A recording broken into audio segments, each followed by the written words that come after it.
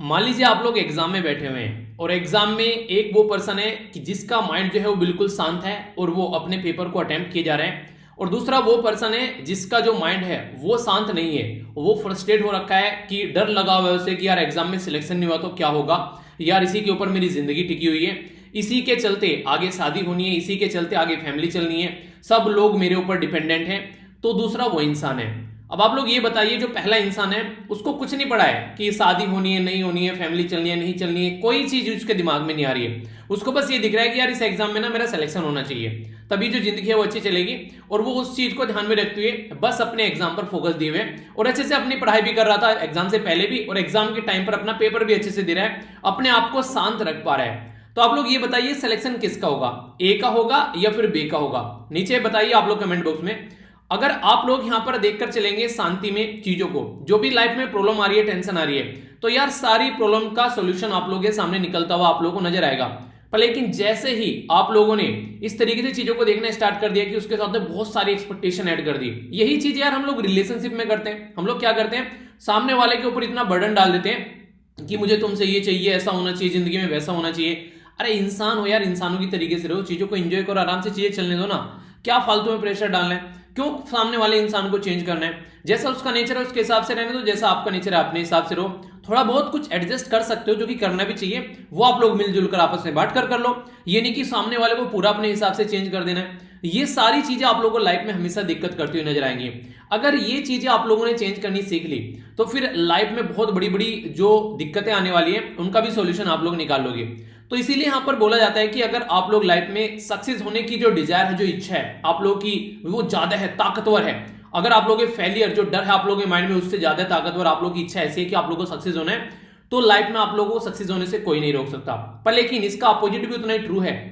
अगर आप लोगों के मन में हमेशा डर बैठा रहता है कि यार सक्सेस नहीं हो तो क्या हो जाएगा, जिंदगी कहां पहुंच जाएगी, वो सारी चीजें अगर आप लोगों के माइंड में चलती रहती है, तो वो भी इतनी ही ट्रू है जितनी पहले वाली मैंने बोली, वो भी आप लोगों को, ये सेकंड वाली आप लोगों को बर्बाद कर देगी और पहले वाली आप लोगों को आबाद कर देगी। तो इसीलिए हमेशा आप लोगों के मन में प्रबल इच्छा ये होनी चाहिए कि हाँ यार मुझे सक्सेस होना है, ना कि फेलियर का डर सता रहा है कि नहीं यार हम लोग फेल हो जाएंगे। और वो फेलियर का डर आप लोगों को लेकर डूब जाता है, आराम आराम से वो एक धीमा कैंसर होता है जो आप लोगों की बॉडी में घुस जाता है, और वो हमेशा आप लोग को डिप्रेस रखने की कोशिश करता है। आप लोग का एक एक दिन जो है वो डिप्रेशन में जाना स्टार्ट हो जाएगा, और इसी तरीके से आप लोगों की जो एफिशिएंसी है वो डाउन हो जाएगी। इसका आप लोगों की बॉडी पर भी नेगेटिव इंपैक्ट पड़ेगा। तो ये सारी चीजें एक साथ आप लोगों को देखने को मिलेंगी। ये सारी चीजें एक साथ पूरा गिफ्ट है, ये नहीं कहते कि पूरा बैलेंस डाइट है। अगर ये सारी चीजें आप लोगों को देखने को मिलेगी तो एक साथ में आती है सारी चीजें। अब आप लोग डिसाइड कर लीजिए कि किस चीज को आप लोग को ज्यादा फोकस देना है, कि हाँ यार ये चीज है, ये अच्छे से हम लोग को एंजॉय करनी है। तो उसके बारे में आप लोग खुद ध्यान रख सकते हैं और खुद चीजों को आगे लेकर चल सकते हैं। बड़ा ही फैक्चुअल सर एक सिंपल सा क्वेश्चन है, चलिए अटेम्प्ट कीजिए। आप लोग आई होप कि आंसर दे पाएंगे इस क्वेश्चन का। कई बार जब नॉर्थ कोरिया साउथ कोरिया के बीच में जो दिक्कतें चल रही थी, तभी मैंने इसके बारे में कई बार डिस्कस किया है, और बड़ी फ्रीक्वेंटली ऐसे छोटे छोटे क्वेश्चन आप लोगों से पूछ ले जाते हैं कई सारी कंट्री की बाउंड्री के बारे में, जैसे इंडिया और पाकिस्तान के बीच में, इंडिया चाइना के बीच में, पाकिस्तान अफगानिस्तान के बीच में, इन बाउंड्रीज के नाम आप लोगों को बताएं, तो इनके नाम आप लोगों को पता होना चाहिए। क्वेश्चन पूछ ले जाते हैं कई बार, ठीक है। तो ये तो क्वेश्चन आप लोगों के सामने वैसे हैं, लेकिन आप लोग कुछ के आंसर वैसे भी देने हैं। पाकिस्तान और अफगानिस्तान के बीच में जो बाउंड्री है उसका नाम आप लोग को बताना है, ठीक है। इसी के साथ में यहां पर नॉर्थ कोरिया साउथ कोरिया किसके द्वारा डिवाइड किया जाता है? 37 पैरेलल बोलते हैं उसको, 38 पैरेलल बोलते हैं, 39 पैरेलल बोलते हैं, या फिर नन ऑफ द अबव। तो सही आंसर क्या है यहां पर? A B C F D. तो ये आंसर आप लोग बताइए। वीडियो के एंड में मैं आप लोग को आंसर बताऊंगा, तब तक आप लोग इसको एंजॉय कीजिए। ये जो न्यूज है एक बड़ी ही प्यारी न्यूज मुझे लगी आज के जो न्यूज़पेपर में। यहां पर पहली बार देश के अंदर ऐसा देखने को मिल रहा है कि जो पॉलिटिशियन है, अपोजिशन और जो गवर्नमेंट है, वो साथ में मिलकर आगे यहां पर साउथ के अंदर, ठीक है। तो कंडीशन क्या देखने को मिल रही है? कंडीशन ये देखने को मिल रही है, इनके द्वारा बोला गया है कि नो पॉलिटिक्स ड्यूरिंग पेंडेमिक, यानी कि जो पेंडेमिक चल रहा है, जो महामारी चल रही है कोविड-19 की, उसके चलते कोई पॉलिटिक्स देखने को नहीं मिल रही है। और ये सीख कहां से मिली है हम लोग को? ये केरला से सीख मिली है। तो केरला फिर से हमारी कंट्री में एक ऐसा राज्य सामने उभर कर आ रहा है जहां पर पॉलिटिक्स को साइड में रखकर जो पॉलिटिकल पार्टी है वो एक दूसरे के साथ में मिलकर काम करने के लिए तैयार हैं। तो केरला, कर्नाटका और तमिलनाडु को टच करने वाला साउथ इंडिया का हमारा राज्य है यहाँ पर, जहां पर एक यूनियन टेरिटरी का एक डिस्ट्रिक्ट पड़ता है जिसका नाम है पुदुचेरी। पुदुचेरी का जो मेह है वो केरला के अंदर ही आप लोग को देखने को मिलेगा। तो ये अप्रिशिएट करने लायक है। कंट्री के दूसरे जो पॉलिटिशियन है वो भी अगर साथ में आएंगे, पॉलिटिक्स को दूर रखकर, तो कोविड-19 को टैकल करने में और ज्यादा फायदा होगा। अब आगे बढ़ते हैं। यहां पर जो बात की जा रही है, अभी रिसेंटली 12वीं क्लास के जो एग्जाम है उसको कराने पर अड़ गए हैं कई सारे राज्य। इसी के साथ में यहाँ पर जो सीबीएसई के द्वारा भी यहाँ पर बात जो की जा रही है कि एग्जाम को कंडक्ट किया जाएगा 12th के बोर्ड के। यूपीएससी के एग्जाम जो है पोस्टपोन हो गए, बहुत सारे और दूसरे एग्जाम पोस्टपोन हो गए, पर 12th के जो एग्जाम के आगे चीजें अड़ गई हैं कि नहीं 12th का एग्जाम कंटिन्यूअसली चलेगा ही चलेगा। तो यहाँ पर जो ये चीज है इसको लेकर कई सारी बातें सामने निकल कर आ रही है। सेंटर के द्वारा बोला गया कि मेजोरिटी ऑफ जो स्टेट है उन्होंने बोला है कि वो 12th के एग्जाम जो है वो कंडक्ट कराएंगे। तो यहाँ पर इसको लेकर कई सारे कमेंट आ रहे हैं, जैसे प्रियंका गांधी जी के द्वारा बोला गया कि safety and health of the 12th जो क्लास के जो स्टूडेंट है मैटर करती है। ऐसा नहीं है कि आप लोग उनको एक साल अगर ऐसा हो रहा है या वो भी जो भी हो रहा है उसके चलते आप लोगों को एक तरीके से उनकी एक उन्हें कहते हैं कि मौत के कुएं में धकेलने वाली बात, ठीक है। तो इसको यहाँ पर इसके चलते यहाँ पर कई सारी बातें सामने निकल कर आ रही है। इसी के चलते जो मनीष सिसोदिया है दिल्ली के जो आज के डेट में जो दिल्ली के एजुकेशन मिनिस्टर भी हैं, तो इनके द्वारा यहाँ पर बोला गया कि सीबीएसई के जो 12th के एग्जाम कंडक्ट कराना ये बहुत बड़ी मिस्टेक साबित हो सकती है, ठीक है। तो उसी के चलते अलग अलग कमेंट अलग अलग पॉलिटिशियन के द्वारा किए जा रहे हैं कि 12वीं एग्जाम के जो है क्लास के कंडक्ट क्यों कराए जा रहे हैं, पर लेकिन इसके चलते भी कंडीशन ये है कि रुकने के लिए भी तैयार नहीं है। कई सारे राज्य सामने निकल कर आ रहे हैं। आप लोगों की क्या राय है, एग्जाम होना चाहिए या फिर एग्जाम नहीं होना चाहिए, तो इसमें आप लोग क्या राय रखते हैं? तो being a citizen of India आप लोगों के पास भी अपना राइट है, हक है अपनी बातें रखने का, तो आप भी अपना हक यहाँ पर यूज कर सकते हैं। दूसरा यहाँ पर जैसे मैंने बोला था आराम से लॉकडाउन जो है वो एक्सटेंड होगा। दिल्ली वाले रीजन में फिर से जो लॉकडाउन है वो 31 मई तक एक्सटेंड कर दिया गया है और हरियाणा में भी टिल मई तक इसको एक्सटेंड कर दिया गया है। तो ये एक इंपॉर्टेंट बात है यहाँ पर जो कि आप लोग थोड़ा सा एक आइडिया रख सकते हैं कि लॉकडाउन को आराम से इसलिए एक्सटेंड किया जा रहा है ताकि कल को एकदम यहाँ पर लोगों के अंदर अफरा तफरी देखने को नहीं मिले, और इसी के चलते बहुत सारी फैसिलिटीज भी यहाँ पर प्रोवाइड कराई जा रही है। तो एक अच्छी चीज भी आप लोग यहाँ पर बोल सकते हो, यानी कि चीजें चल रही हैं बड़े ही आराम से और लोगों तक जो है चीजें पहुंच भी रही हैं। तो ये एक अच्छा तरीका है यहाँ पर लॉकडाउन को एक्सटेंड करने का। जैसे पहली बार की थी ना जो हरकतें, तो उससे काफी नॉर्मल आप लोगों को देखने को मिलेगा। तो एक अच्छी बात है यहाँ पर, इस तरीके से हम लोगों को चीजों को लेकर चलना चाहिए, तो इससे काफी फायदे देखने को मिलते हैं। एक तो लोगों के अंदर हेजिटेशन नहीं रहती है यार ऐसा हो जाएगा वैसा हो जाएगा। दूसरा जो गवर्नमेंट है वो भी अपना काम ढंग से करती रहती है, उनको जो भी चीजें प्रोवाइड करानी है, तो उसके चलते अच्छा है, ठीक है। ये काफी बुरी खबर है जो कई दिनों से भी देखने को मिल रही है, पर लेकिन अभी इसका इंपैक्ट नहीं देखने को मिला। वो मिलेगा हमको 26 मई यानी कि 2 दिन बाद। क्या होगा ऐसा 2 दिन बाद? वेरी सीवियर साइक्लोन जिसका नाम है YASS, यस, ठीक है। तो ये अभी हिट करेगा यहाँ पर जो यहाँ पर नॉर्थ उड़ीसा है और इसी के साथ में वेस्ट बंगाल वाले रीजन में भी ये हिट करता हुआ नजर आएगा। तो यहाँ पर आप लोग देखते हैं उड़ीसा और फिर आगे चलकर वेस्ट बंगाल वाले रीजन में, तो ये यहाँ पर काफी बड़ा इंपैक्ट डालता हुआ नजर आएगा जो ये साइक्लोन आगे चल रहा है। और इसका जो बोला गया इसको किस कैटेगरी में बोला गया? ये very severe cyclone. Very severe cyclone बोल दिया गया तो क्या मतलब हो गया कि साइक्लोन की जो स्पीड है वो लगभग जो यहाँ पर रहने वाली है 118 किलोमीटर के हिसाब से लेकर 221 किलोमीटर जो पर आवर के हिसाब से यहाँ पर ये चलने वाली है। ये साइक्लोन की कैटेगरी आप लोगों से एग्जाम में क्वेश्चन की फॉर्म में पूछी जा सकती है। तो क्या क्या इनको बोला जाता है किस किस स्पीड के बेस पर, तो एक छोटा सा ओवरव्यू मैं आप लोगों को बता देता हूं। पर लेकिन उससे पहले आप लोगों को ये पता होना चाहिए कि जो साइक्लोन यहाँ पर ये जो अभी यहाँ पर जो सीवियरिटी मैं आप लोगों को बताने वाला हूं ये यहाँ पर किसके द्वारा काउंट की जाती है, किसके द्वारा डिसाइड की गई? तो हमारी कंट्री का जो IMD है जिसको बोलते हैं इंडियन मीटरोलॉजिकल डिपार्टमेंट, IMD किस मिनिस्ट्री के अंडर में आते हैं ये आप लोग बताइए। बहुत बार आप लोगों को बता चुका हूं, रिवीजन भी आप लोगों को हो जाएगा। छोटी छोटी चीजें कई बार स्टेटमेंट बन जाती है क्वेश्चन में, फिर बोलोगे क्वेश्चन कहां से आ गया, तो भाई साहब यहां से आ गया। अगर थोड़ा सा भी आप लोग इसको याद रखोगे तो आप लोगों के माइंड में कंफ्यूजन नहीं रहेगा। तो ये चीजें ऐसी हैं जो आप लोगों को पता होनी चाहिए, फिर आप लोग उसको रिवीजन करते रहिए। एग्जाम में तुरंत आप लोग के क्वेश्चन होंगे तो सर नहीं खुजाना पड़ेगा आप लोगों को एग्जाम में बैठकर कि क्वेश्चन कहां से आ गया, तो क्वेश्चन का आंसर आप लोग दे पाओगे, ठीक है। याद रखना ना, हाँ बिल्कुल ऐसे ही याद रखना है, भूलना नहीं है, ठीक है। आगे बात करेंगे डिप्रेशन के बारे में बात की जा रही है। डिप्रेशन बोलते हैं जब 51 किलोमीटर पर आवर के हिसाब से हवा की स्पीड चल रही है तो डिप्रेशन की कैटेगरी में आएगा।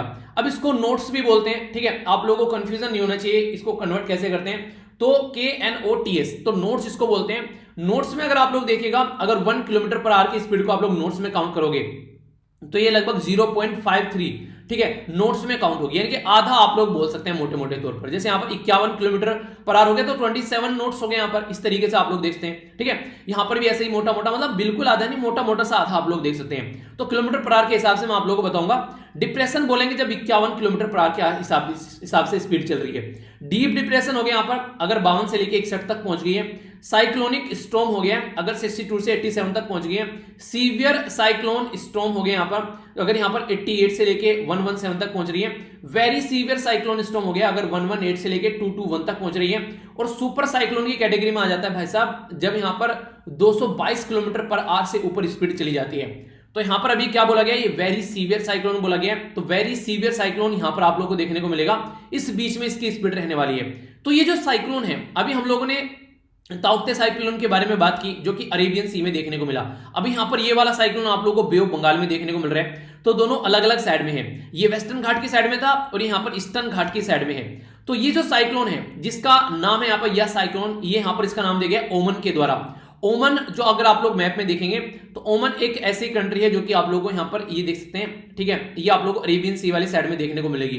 तो इसका नाम दिया गया, देखिए इंटरेस्टिंग चीज आप लोगों को यहां पर बताता हूं, आप लोग ये भी चीज थोड़ा सा याद रखिएगा। जो ताउते साइक्लोन है वो यहां पर था बे ऑफ बंगाल वाली, सॉरी अरेबियन सी वाले रीजन में, ठीक है। इसका नाम दिया गया था म्यांमार के द्वारा, यानी कि इंडिया का जो यहां पर ये म्यांमार जो पड़ेगा ईस्ट वाली साइड में, इसके द्वारा इसका नाम दिया गया, ठीक है। ये साइक्लोन आ रहा है यहाँ पर बे ऑफ बंगाल में, जिसका नाम है यहाँ पर जो ये भी नया साइक्लोन हम लोग देखने को मिल रहे हैं, ये कहां पर आ रहे हैं, इधर आ रहे हैं यहाँ पर, ठीक है, यह साइक्लोन। तो इसका नाम दिया गया इस साइड से, यानी कि जो म्यांमार इस साइड में उसने इसका साइक्लोन का नाम दिया और जो यहाँ पर ओमन है उसने इसका नाम दिया है। ये कोई तिकड़मबाजी नहीं है, बस ऐसी एक छोटी सी इंफॉर्मेशन है ताकि कल को अगर एग्जाम में दोनों के नाम दे दें और आप लोग कंफ्यूजन में डालने के लिए दोनों को इंटरचेंज करें, तो मुझे नहीं लगता कि एग्जाम में आप लोग भूलोगे, नहीं भूलोगे ना आप? हाँ बिल्कुल ऐसे ही, कुछ भी तिकड़मबाजी करो यार, आप लोगों की जो मेमोरी फॉर्मेशन होना चाहिए एग्जाम में, ताकि आप लोगों को बैठकर सर ना खुजाना पड़े वहां पर। तो इस तरीके से आप लोग क्वेश्चन में डायरेक्ट आप लोग अटेम्प्ट कर पाओ, ठीक है। तो ये इसके बारे में याद रखिएगा। तो ये जो साइक्लोन है ओमन के द्वारा इसका नाम दिया गया, इसका मतलब है जैस्मीन, यानी कि खुशबू आप लोग बोल सकते हैं, एक सुगंधित। तो उड़ीसा और वेस्ट बंगाल में बोला गया ये इंपैक्ट डालने वाला है। आईएमडी के द्वारा यहां पर प्रेडिक्ट किया गया कि ये सीवियर रहने वाला है, जैसे कि साइक्लोन एम्फन रहा था। और वर्ल्ड मीटरोलॉजिकल जो डिपार्टमेंट है वो यहां पर इन सब चीजों को लेकर चलती है। तो 6 रीजनल ऑफिस हैं आसपास वाले रीजन में, जो इसके इनमें से एक है हमारी कंट्री का आईएमडी, यानी कि इंटरनेशनल लेवल पर जो आईएमडी है उसका एक ऑफिस हमारी कंट्री वो डब्ल्यूएमडी है, उसका एक ऑफिस हमारी कंट्री का आईएमडी है। तो ये आप लोगों को याद रखना है। अलग अलग कंट्री के लिए हमारा आईएमडी इंफॉर्मेशन प्रोवाइड कराता है। इवन बांग्लादेश, इंडिया के लिए तो ये बांग्लादेश, ईरान, मालदीव, म्यांमार, यहाँ पर पाकिस्तान के लिए मैंने आप लोगों को बोला था, पाकिस्तान को भी हमारी आईएमडी ही इंफॉर्मेशन पहुंचाती है। तो ये बात याद रखिएगा। बाकी मैंने आप लोगों को बताया था कि नाम यहाँ पर क्यों रखे जाते हैं, ताकि लोग जो है उनको अंडरस्टैंड कर सके, उसके बारे में स्टडी की सके, न्यूज़पेपर वाले भी अवेयरनेस फैला सके, सब उसको काउंट कर सकें, ये वाला वो था, वो वाला वो था, ये साइक्लोन को काउंट करके कंपेयर कर सकें, ठीक है। तो ये सारे बेसिक चीजें रहती हैं इनके नाम रखने की। आप लोगों ने देखा घर में जिस तरीके से 8-9 बच्चे हो गए, तो अगर उनके नाम अलग अलग नहीं रखेंगे तो पहले वाला, दूसरे वाला, तीसरा वाला आप लोग तो समझ जाओगे, चलो माँ बाप है घर में, पर लेकिन बाहर के कैसे समझेंगे कि पहले वाला कौन सा है, दूसरे वाला, पांचवें वाला, ठीक है। तो 72-73 होनी है कि अक्षय कुमार की मूवी है कि नाम क्या है, 70, 72, 73, तो वही वाली चीजें हो गई, ठीक है। आगे चलते हैं। एक थोड़ी सी इरिटेट करने वाली इंफॉर्मेशन आप लोगों को यहां पर देखने को मिलेगी वर्ल्ड हेल्थ ऑर्गेनाइजेशन की साइड से। वर्ल्ड हेल्थ ऑर्गेनाइजेशन कई बार ऐसी हरकतें करती है। अभी क्या बात निकल कर आ रही है, इंडिया के बारे में अगर आप लोग बात करते हैं तो इंडिया के द्वारा अभी यहां पर पुश किया गया यहाँ पर डब्ल्यूएचओ को, वर्ल्ड हेल्थ ऑर्गेनाइजेशन को, यहाँ पर बेसिकली कि हमारी कंट्री में जो कोवैक्सीन लिए हुए मरीज हैं या मेडिसिन से रिलेटेड अगर बात करें तो उनको अलाउ नहीं किया जा रहा है। पहले आप लोग समझिए आखिर बात क्या है। बात यहाँ पर यह कि 27 जो यूरोपियन यूनियन के जो मेंबर हैं, यहाँ पर ईयू के मेंबर जो 27 है, पहले 28 थे, अब यूके बाहर निकल गया, यूनाइटेड किंगडम, तो 27 रह गए। उनके द्वारा यह बोला गया कि जब तक कोई पर्टिकुलर पर्सन जो है वो फुल्ली वैक्सीनेटेड नहीं हो जाता है, पूरा दवाई उसको नहीं मिल जाती है, तब तक आप लोग उस पर्टिकुलर पर्सन को जो है, उस पर्टिकुलर पर्सन को आप लोग तब तक का आप लोग उसको यूरोपियन यूनियन के अंदर अलाउ नहीं करेंगे। यानी कि 27 कंट्री जो है यहाँ पर ये उसको रोक दे रही है, तब तक उसको अलाउ नहीं किया जाएगा। ये यहाँ पर तुरंत इनके द्वारा बोला भी है। यहाँ पर आप लोग ये वाली इंफॉर्मेशन आप लोग देखते हैं कि सिंगल डोज जो कि ओनली 33% इफेक्टिव है यहाँ पर अगेंस्ट जो नया स्ट्रेन अभी देखने को मिल रहा है कोरोना वायरस का, जो हमारी कंट्री में काफी लार्ज स्केल पर इंपैक्ट डाल रहा है, जिसका नाम है B16172। ये जो स्ट्रेन है यानी कोरोना वायरस का एक नया वर्जन है। इनको स्ट्रेन को एक बच्चे के द्वारा बोला गया, सर स्ट्रेन क्या होता है? आप लोग ऐसे देखिए, एक कोरोना वायरस पूरा परिवार है, ठीक है, उस परिवार में कई सारे बच्चे हैं, तो उसमें से एक बच्चा जो है ये वाला है जिसका नाम है B16172। तो कोरोना वायरस का एक बच्चा आप लोग ये बोल सकते हैं जो नया वर्जन है, जो कि यहां पर जिसके बोला गया कि अगर दवाई जाती है तो वो ज्यादा इंपैक्ट नहीं डाल पा रही है। तो इसलिए फुल्ली वैक्सीनेटेड अगर कोई पर्सन हो रहा है तो उसी को लेकर यहां पर बात की जा रही है कि अलाउ करना चाहिए, वरना इस बीमारी के फैलने के और ज्यादा चांस बढ़ जाएंगे। देखिए हर एक कंट्री ना अपने अपने फायदे के बारे में सोच रही है, जैसे तैसे कैसे अपने आप को बचाना है, सबके बारे में बस वही इंफॉर्मेशन चल रही है। तो इसके चलते सब अपने ऊपर फोकस देकर चल रहे हैं, और जरूरी भी है अपनी कंट्री को अगर बचाएंगे, हम अपनी कंट्री के ऊपर फोकस करेंगे, अपनी कंट्री के ऊपर फोकस कर रहे हैं ताकि सिचुएशन को नॉर्मल किया जा सके।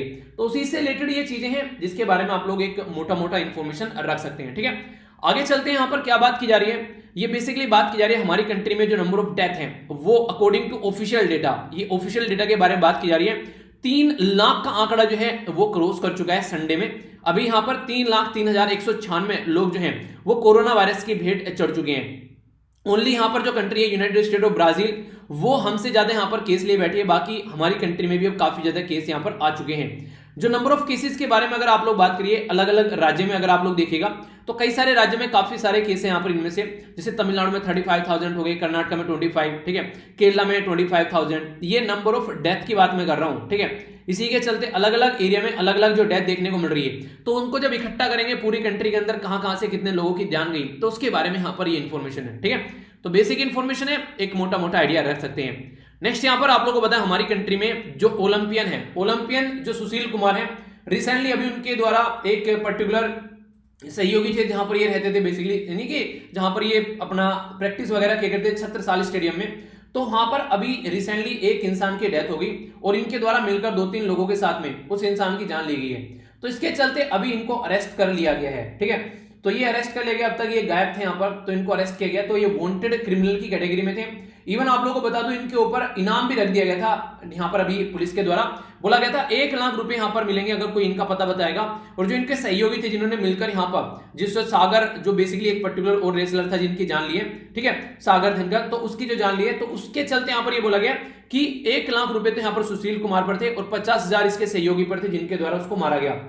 तो जो ये पर्सन है अभी हमारी कंट्री में, तो काफी अच्छी परफॉर्मेंस रही। अगर आप लोग देखिए यहां पर जो इंडियन का जो फ्लैग यहां पर इनके लिए ये लेकर चला गया 2012 का जब ओलंपिक हो रहा था, ठीक है। तो काफी एक अच्छे लेवल पर इनको यहां पर देश के अंदर देखा जाता है। बहुत सारे जो रेसलर होंगे इस पर्टिकुलर फील्ड में, उनके आप लोग बोल सकते हैं कि उन्हें कहते हैं कि एक तरीके से इंस्पिरेशन बन चुके थे उनके लिए, हाँ सुशील कुमार जैसा बनना है। पर लेकिन रियलिटी में देखिए क्या कर बैठा ये इंसान, तो सोचने के लिए मजबूर कर देती है कई बार ऐसी हरकतें। तो अभी यहां पर ये चीजें आप लोगों के सामने हैं, तो देखते हैं आगे। जो भी कंडीशन है सही नहीं है इस पोजीशन पर पहुंचकर इस तरीके का बिहेवियर करना। दूसरा यहां पर जब रक्षक ही भक्षक बन जाए तो ये एथिकल इशू बन जाते हैं। एथिक्स के पेपर में ऐसे क्वेश्चन पूछ ले जाएंगे। अगर आप लोग किसी पर्टिकुलर एरिया में आईपीएस ऑफिसर हैं, ठीक है, और आप लोग को पता चला कि कांस्टेबल जो है यहाँ पर आप लोग के एरिया का, वो क्या कर रहे हैं, वो यहाँ पर अटेम्प्ट कर रहे हैं खुद ही मिलकर अपने दूसरे साथियों किसी के साथ मिलकर लोगों से पैसे लूटने की। तो 2 लाख रुपए लूटने की कोशिश की गई बिजनेसमैन से इनके द्वारा मिलकर। तो यहां पर अभी इनको धरा गया कांस्टेबल साहब को। तो अगर आप लोग किसी पर्टिकुलर एरिया में आईपीएस ऑफिसर हैं तो आप लोग इस प्रॉब्लम को कैसे टैकल करके चलेंगे, ठीक है। तो देखिए पहले एक टाइम पर ऐसा था, अगर आप लोग देखकर चलिए आज की डेट से अगर थोड़ा पहले जाएंगे, इससे हिस्ट्री में आप लोग जाएंगे, ये माना जाता था कि सैलरी वगैरह काफी कम है, ठीक है। तो उसके चलते कई सारे अलाउंसेस दिए जाते थे। जैसे मिलिट्री में जाएंगे तो आप लोग देखेंगे उनको अलग से कैंटीन की फैसिलिटी दी जाती है। तो फॉर्म फिराकर चीजें ये आती है यहाँ पर कि पहले आप लोग प्रॉब्लम को समझिए कि दिक्कत कहां पर चल रही है। अगर ऐसी कोई हरकतें कर रहे हैं तो प्रॉपर वे में उनकी साइकोलॉजिकल एक तरीके से उनकी अंडरस्टैंडिंग आप लोगों को करनी पड़ेगी पहले कि ऐसा हरकतें क्यों कर रहे हैं, ठीक है, क्या ऐसी चीजें हैं कि उनको ये करने के लिए मजबूर कर रही है। और इस लेवल पर अगर जाकर अगर बात कीजिए यहाँ पर जो इंसान पर्टिकुलर एरिया में मान लीजिए कोई ड्यूटी पर लगा रखा है, अगर वही ऐसा काम करने लगेगा तो फिर दूसरे लोग उससे इंस्पायर होकर यहाँ पर, और दूसरे भी यहाँ पर अगर मान लीजिए ये 2 लाख रुपए चुराने में एक तरह सक्सेस हो जाता, दूसरे दोस्तों को बताता जो इसी के डिपार्टमेंट में होंगे, वो भी सोचते यार अच्छा खासा मजा ले रहा है, गाड़ी लेकर घूम रहा है, हम तो ऐसे ही पड़े हुए। तो लालच की एक टेंडेंसी क्रिएट यहाँ पर होने लगती है और वो बढ़ने लगती है, ठीक है। आप लोग खुद ही देखिएगा, अगर आप लोग कल को चलकर जॉब कर रहे हैं किसी पर्टिकुलर डिपार्टमेंट में और यहाँ पर आप भी उसी पोस्ट पर है, आपका दोस्त भी उसी पोस्ट पर है, आपके पास में अच्छी खासी गाड़ी है, उसके पास में गाड़ी नहीं है, आपकी जो वाइफ है वो बिल्कुल शानदार तरीके से मस्त मस्त गहने ज्वेलरी पहनकर घूमती है, उसकी वाइफ नहीं घूमती है, तो इसकी वाइफ जो इसको टॉर्चर करने लगेगी कि वो देखो एंजॉय कर रहा है, वो भी तो जॉब कर रहा है, वो भी आपकी पोस्ट पर है, आप क्या कर रहे हो, ठीक है। तो ये चीजें सोसाइटी में है, रियलिटी में है ये चीजें। तो ये सोसाइटल इंपैक्ट भी आप लोगों को देखने को मिलेगा, इससे थोड़ा ऊपर उठना है, ठीक है। अगर कोई पर्टिकुलर पर्सन जो है, ऐसा होना चाहिए कि किसी लालच वाले पर्सन को इसको देखकर इनको लालच आ गया। ऐसा क्यों नहीं हो रहा है कि ये अपनी ईमानदारी से ड्यूटी करे, इसको देखकर ये ईमानदार हो जाए, वो भी तो साइकिल हो सकती है। तो ये सारी चीजें आप लोगों से कई बार इंटरव्यू में पूछ ली जाती है, तो आप लोगों को इनके आंसर पता होने चाहिए। थोड़ा सा इनके बारे में बैठकर सोचा कीजिए, ठीक है, कि आखिर क्या हो रहा है, क्या सोल्यूशन निकल सकता है, तो अच्छे से आप लोग समझ पाएंगे, ठीक है। आगे चलते हैं। चाइना जो है वो आप लोगों को मैंने बताया कि कुत्ते की पूंछें कितने भी दिन उल्के में रखो, निकालोगे टेढ़ी की टेढ़ी निकलेगी। तो बार बार कुछ ना कुछ हरकतें देखने को मिलती हैं। तो गालवान वैली वाले रीजन में फिर से थोड़ी बहुत अभी बोला जा रहा है कि सिचुएशन है, पर लेकिन हम नॉर्मल भी करने की कोशिश की जा रही है टाइम टू टाइम, ठीक है, पर लेकिन देखते हैं सिचुएशन कब तक नॉर्मल हो पाती है। अभी यहाँ पर 26 मई यहाँ पर डेट रखी गई है कई सारी अपोजिशन पार्टी के द्वारा कि किसानों का जो प्रोटेस्ट चल रहा है, जिसको गवर्नमेंट ने बिल्कुल इग्नोर कर दिया है, बिल्कुल भी फोकस नहीं है। तो जिस तरीके से कोरोना वायरस पर काफी हद तक इग्नोर किया गया, अपने आप छोड़ दिया गया लोगों को टैकल करने के लिए, ऐसे यहाँ पर फार्मर के प्रोटेस्ट पर भी कहीं ना कहीं चीजें देखने को मिली। तो किस तरीके से इसको आगे लेकर चलना है, तो इसी के चलते यहाँ पर अभी जो पॉलिटिकल पार्टीज हैं अपोजिशन, उन्होंने बैक करने की कोशिश की है किसानों को, ताकि इनका मुद्दा और अच्छे से उठाया जा सके। चलिए देखते हैं जो भी है यहाँ पर कई सारी पॉलिटिकल पार्टी हैं, जिनमें से मैक्सिमम तो वही होंगी जो सेंट्रल गवर्नमेंट से जुड़ती हैं, जैसे कि ममता बनर्जी जी हो गई, उदय ठाकरे हो गए, ठीक है। पर लेकिन ये यार इतने दिनों से किसान बैठे हुए हैं, कुछ तो मुद्दा सुनना चाहिए, कुछ तो सोल्यूशन निकालना चाहिए। इग्नोर कर देना कौन सा तरीका है? तो वो हो गया प्रॉब्लम सामने आ रखी है, आंख बंद कर बैठ जाओ, प्रॉब्लम दूर हो जाएगी, ऐसे थोड़ी ना होता है यार। तो प्रॉब्लम का सोल्यूशन निकलना चाहिए। बाकी एक छोटी सी इंफॉर्मेशन है, पर लेकिन सोचोगे तो आप लोग दहल जाओगे। सोचिए अगर कहीं पर कोई ज्वालामुखी पर्वत फट गया और वहां से ऐसा दहलता हुआ अगर यहाँ पर ये क्या कहते हैं आग जो है यहाँ पर आग की फॉर्म में चीजें चल रही हैं और वो फिर किसी गांव के ऊपर आकर ये सारा मलबा पहुंचने लगे, तो सोचिए किस तरीके की कंडीशन बनेगी। ये ऐसा ही कुछ नजारा देखने को मिल रहा है यहाँ पर गोमा सिटी। गोमा सिटी कहां पर है? कोंगो के अंदर आप लोगों को देखने को मिलेगा। तो उसके तहत ये चीजें निकल कर आ रही है। कोंगो कहां है? Democratic Republic of Congo. यहां पर अपनी कंट्री के साथ में कंपेयर कर लिया कीजिए, किसी भी मैप को याद रखना है, वैसे याद नहीं रख पाओगे, ठीक है। लोकेशन देखिए कहां पर है और फिर उसको थोड़ा सा विजुअलाइज कीजिए। एक इंटरेस्टिंग चीज बताता हूं मैं, अगर आप लोगों ने चीजों को प्रैक्टिस करना सीख लिया ढंग से, तो आप लोग क्या करने, देखिए कोई भी मैप अगर सामने आ रहा है तुरंत उसको जाकर मैप में देखिए, कोई भी क्वेश्चन मैप का आ रहा है, ये चीजें ऐसी हैं जो आप लोगों को लंबे समय तक चीजें याद रखने में हेल्प करेगी। तो यहां पर अभी इस तरह की कंडीशन यहां पर देखने को मिल रही है। तो इसके चलते याद रखिएगा जो कोंगो के अंदर माउंट है जिसका नाम है यहाँ पर नियरांगो, ठीक है, जिसका नाम है नियरंगो, ठीक है। तो ये बेसिकली पर्टिकुलर एरिया में यहाँ पर माउंटेन देखने को मिलेगी जहां से लावा निकल कर आया और कई सारे एरिया में पहुंचा। तो डेमोक्रेटिक रिपब्लिक ऑफ कोंगो के बारे में यहां पर बात की जा रही है, ठीक है। आइए अब आर्टिकल देखते हैं। आर्टिकल में कुछ इंटरेस्टिंग चीजें आप लोगों को जानने को मिलेगी। यहाँ पर एक एक कर देखेंगे, क्वेश्चन भी आप लोग का आएगा, क्वेश्चन का आंसर आप लोगों को देना है। एक और छोटी सी बात जो कई सारे बच्चे पूछ रहे हैं, आज पीडीएफ की सर पीडीएफ कब मिलेगी? पीडीएफ आज शाम तक मैं आप लोगों को प्रोवाइड करा दूंगा, क्योंकि अब तक जो है चीजें थी जो मेरे कंट्रोल में नहीं थी, तो इसलिए चीजें थोड़ी सी ऐसी हो रही थी। अब आज शाम से आप लोगों को सारी चीजें जो है प्रॉपर देखने को मिलने लगेंगी। टेंशन लेने की कोई जरूरत नहीं है, यथा टाइम पर आप लोगों को सारी चीजें प्रोवाइड करा दी जाएंगी, ठीक है। तो इसके चलते टेलीग्राम पर सारी पीडीएफ जो भी बची है सारी आप लोगों को मिल जाएगी और कुछ क्वेश्चन भी आप लोगों को यहाँ पर देखने को मिलने लगेंगे, तो इसको आप लोग ज्वाइन करके रखिएगा। बाकी तो इन्फॉर्मेशन आप लोगों को मिलती रहती है यहाँ पर, ठीक है। ये ट्विटर है, इंस्टाग्राम है और यहाँ पर ये फेसबुक भी है। अगर यहाँ पर भी आप लोग कनेक्ट होना चाहते हैं तो यहाँ पर भी कनेक्ट हो सकते हैं। सबसे पहले तो इंटरेस्टिंग एक कार्टून है आज का। कार्टून में क्या दिखाया गया? कार्टून में ये दिखाइए, ये एक पर्टिकुलर ये राज्य है। ये राज्य का आप लोगों को नाम बताना है कि ये राज्य कौन सा है जिसका जो पॉलिटिकल पार्टी है वहां पर अभी इलेक्शन भी है, उसका सिंबल ये था, ठीक है। ये बताना है आप लोगों को। तो कंडीशन क्या हो यहाँ पर दिखाने क्या कोशिश की जा रही है, चलिए मैं बता देता हूं, पर आप लोगों को फिर इसमें लगभग 40 से 50 शब्दों में इस पिक्चर को देखकर आप लोगों के दिमाग में क्या आता है तो वो आप लोगों को लिखना है। देखिए होता क्या है, जब आप लोग किसी चीज के बारे में खुद से सोचते हैं ना, वो चीजें आप लोग लंबे समय तक याद रख पाते हैं। मैं बता देता हूं, कोई आप लोगों को पढ़ा देता है, वो चीजें आप लोगों को याद नहीं रहेगी ज्यादा लंबे समय तक। अगर रिविजन नहीं करोगे तो, रिविजन करोगे तो याद रह जाएगी, पर लेकिन ये चीज आप लोग को जरूर करनी है, ये आप लोगों को बहुत फायदा पहुंचाएगी। खुद से प्रैक्टिस करने की कोशिश करो चीजों की, ठीक है। तो दूसरों के कंधों पर हाथ रखकर आप लोग चलना सीख सकते हो। अगर चल नहीं पा रहे हो, अगर दौड़ना है तो अपने ही पैरों पर दौड़ना पड़ेगा। ये बात प्रूफ फैक्ट है, इसको बिल्कुल अंदर तक उतार लो, ठीक है। अब बात करते हैं यहाँ पर क्या क्या बातें की जा रही है। अभी वेस्ट बंगाल में इलेक्शन हुआ, तो उस टाइम पर कई सारे जो वेस्ट बंगाल में ममता बनर्जी जी की जो पॉलिटिकल पार्टी तृणमूल कांग्रेस, बहुत सारे पॉलिटिकल पार्टी जो थी छोड़कर यहाँ पर ये बीजेपी के साथ में जुड़ गए थे। पर लेकिन जैसे उनकी एक धांसू वाली जो विक्ट्री जीत सामने निकल कर आई, तो फिर से उन्होंने वहां से निकलना स्टार्ट कर दिया। वे फिर से निकल कर अब फिर से ममता बनर्जी जी वाले खेमे में जाने की बात कर रहे हैं। तो ये कंडीशन अभी देखने को मिल रही है। तो यहाँ पर एक बहुत बड़ा फेलियर आप लोग बोल सकते हैं, अगर इस तरीके से संभाल नहीं पा रहे हैं और ये कंडीशन यहां पर देखने को मिल रही है, तो बहुत बड़ी बात है अपने ही आप में, अगर आप लोग इसको समझिएगा, ठीक है। तो ये अभी फिलहाल इसके बारे में आप लोग कुछ शब्द लिखकर यहां पर देखते हैं। बाकी आर्टिकल देखते हैं, कई सारे इंपॉर्टेंट आर्टिकल हैं, उनको समझने की कोशिश करेंगे क्या क्या बातें यहां पर की जा रही है। सबसे पहले तो ये वाला जो नीचे वाला आर्टिकल है, ये अभी कई सारे राज्यों में जो ब्लैक फंगस है, ब्लैक फंगस का मैं आप लोगों को व्हाइट फंगस के बारे में बताऊंगा, जो कि आर्टिकल में तो नहीं दे रखा है, कुछ एक्स्ट्रा इन्फॉर्मेशन होगी आप लोगों के लिए, तो उसको भी डिस्कस करेंगे क्या क्या बातें की जा रही है। ये साइड वाला जो आर्टिकल है, इसी के साइड वाला आर्टिकल, यहां पर क्या बात की जा रही है मैं आप लोगों को यहीं पर ही बताता हूं इसके बारे में। जब से कोविड-19 की बीमारी हुई है, बहुत सारे ऐसे लोग हैं सोसाइटी में जिन्होंने अपनी रोटियां सेकना स्टार्ट कर दी है। आप लोगों को देखने को मिला स्टार्टिंग में यहां पर कोविड-19 की जब दवाइयां आई, तो दवाइयां आते ही यहां पर उन दवाइयों के कई सारे ऐसे भी एरिया में देखने को मिला 30,000, 40,000, 50,000 तक वो दवाइयां बेचेगी। उनको यानी कहते हैं कि स्टोर कर लेके रखने ना।